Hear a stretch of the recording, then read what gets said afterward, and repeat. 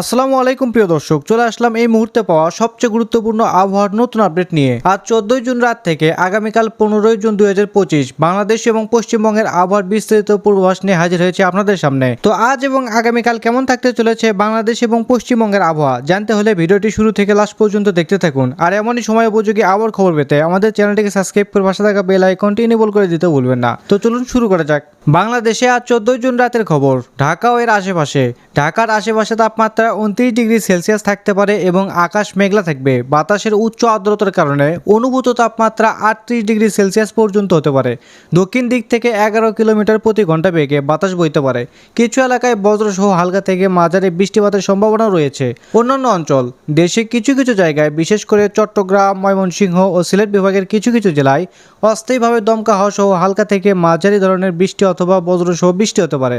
রংপুর, রাজশাহী, ঢাকা, খুলনা ও বরিশাল বিভাগে দুই এক জায়গায় এমন বৃষ্টির সম্ভাবনা রয়েছে। আগামীকাল 15 জুন তাপমাত্রাও গরম। সারা দেশে দিনের বেলায় গরম ও আর্দ্র আবহাওয়া বিরাজ করবে। আবহাওয়া অধিদপ্তর জানিয়েছে 15 জুন থেকে টানা বৃষ্টির মাধ্যমে চলমান তাপ প্রবাহ কমতে শুরু করবে। তবে এর আগে 15 জুন দিনের তাপমাত্রা কিছুটা বাড়তে পারে, বিশেষ করে যেসব এলাকায় বৃষ্টি কম হবে। আর্দ্রতার কারণে অনুভূত গরমের মাত্রা বেশি থাকবে। বৃষ্টিপাত, চট্টগ্রাম, ময়মনসিংহ ও সিলেট বিভাগের কিছু কিছু জায়গায় এবং রংপুর, রাজশাহী, ঢাকা, খুলনা ও বরিশাল বিভাগের দু এক জায়গায় অস্থায়ীভাবে দমকা হওয়া সহ হালকা থেকে মাঝারি ধরনের বৃষ্টি অথবা বজ্রসহ বৃষ্টি হতে পারে। সেই সাথে দেশের কোথাও কোথাও মাঝারি ধরনের ভারী বর্ষণও হতে পারে। এবার জানাবো বিস্তারিত জেলাভিত্তিক সম্ভাব্য আবহাওয়া। 15 জুন ঢাকা বিভাগ, ঢাকা, টাঙ্গাইল, ফরিদপুর গরম ও আর্দ্র আবহাওয়া থাকবে, সাথে 2-1 পশলা বৃষ্টির সম্ভাবনা। চট্টগ্রাম বিভাগ, চট্টগ্রাম, কক্সবাজার, বান্দরবান, কুমিল্লা এসব অঞ্চলে বৃষ্টিপাতের প্রবণতা বেশি থাকবে, মাঝারি থেকে ভারী বৃষ্টিপাত হতে পারে। সিলেট বিভাগ, সিলেট, মৌলভীবাজার, সুনামগঞ্জ এই বিভাগেও বৃষ্টির প্রবণতা বেশি থাকবে, মাঝারি থেকে ভারী বৃষ্টি হতে পারে। পাহাড়ি ঢলের কিছুটা আশঙ্কা থাকতে পারে। ময়মনসিংহ বিভাগ, ময়মনসিংহ, জামালপুর, শেরপুর এই অঞ্চলে বজ্রসহ বৃষ্টিপাতের সম্ভাবনা রয়েছে।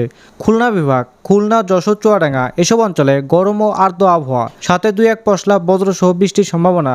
বরিশাল বিভাগ, বরিশাল, পটুয়াখালী এসব অঞ্চলে গরম ও আর্দ্র আবহাওয়া, সাথে হালকা বৃষ্টির সম্ভাবনা।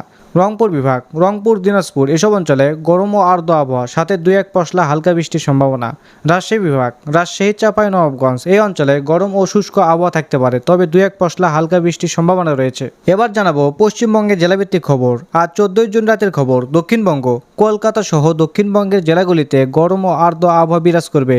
কিছু এলাকায় বজ্রসহ হালকা থেকে মাঝারি বৃষ্টি হতে পারে, ঝড়ো বাতাস বইতে পারে। উত্তরবঙ্গ, উত্তরবঙ্গের জেলাগুলিতে যেমন দার্জিলিং, জলপাইগুড়ি, কালিম্পং, কোচবিহার, আলিপুরদুয়ার এসব অঞ্চলে বজ্রসহ বৃষ্টিপাতের সম্ভাবনা রয়েছে। পশ্চিমবঙ্গের আগামীকাল 15 জুন রবিবার তাপমাত্রা গরম। পশ্চিমবঙ্গের বিভিন্ন স্থানে তাপমাত্রার পারদ উপরের দিকেই থাকবে, তবে তাপ প্রবাহের সম্ভাবনা কম।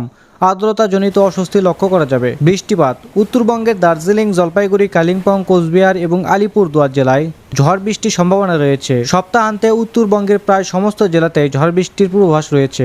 দক্ষিণবঙ্গ, কলকাতা সহ দক্ষিণবঙ্গের বেশ কিছু জেলায় যেমন নদিয়া, মুর্শিদাবাদ, পূর্ব মেদিনীপুর, পুরুলিয়া, বীরভূম, পশ্চিম বর্ধমান এবং পশ্চিম মেদিনীপুর বজ্রবিদ্যুৎ সহ ঝড় বৃষ্টি দেখা দিতে পারে। বাতাসের গতিবেগ 30 থেকে 40 কিলোমিটার প্রতি ঘন্টা থাকতে পারে। তো সারসংক্ষেপে বোঝা গেল সামগ্রিকভাবে 15 জুন বাংলাদেশ এবং পশ্চিমবঙ্গে গরম ও আর্দ্র আবহাওয়া বজায় থাকবে, তবে 15 বা 16 জুন থেকে উভয় অঞ্চলের বিভিন্ন স্থানে বৃষ্টির প্রবণতা বাড়ার সম্ভাবনা রয়েছে, যার ফলে চলমান তাপমাত্রা কিছুটা কমে আসবে বলে আশা করা হচ্ছে, তবে আর্দ্রতার কারণে অস্বস্তি অনুভূত হবে। তো এই ছিল আবহাওয়ার খবর। আপনারা কে কোন জেলা থেকে ভিডিওটি দেখছেন, আপনাদের জেলার নামটি অবশ্যই কমেন্ট বক্সে লিখতে ভুলবেন না। তো ধন্যবাদ সবাইকে, ভালো থাকবেন, সুস্থ থাকবেন, আল্লাহ হাফেজ।